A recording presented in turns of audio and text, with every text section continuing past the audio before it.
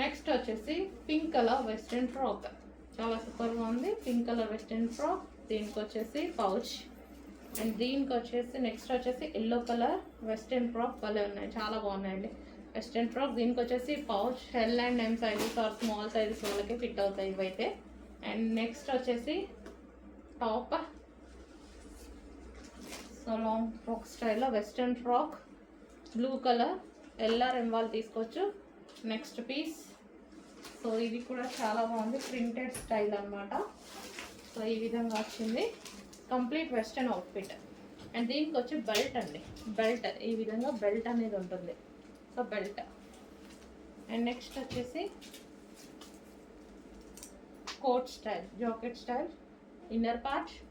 దీనికి వచ్చేసి coat, so ఇది వచ్చేసి కోట్.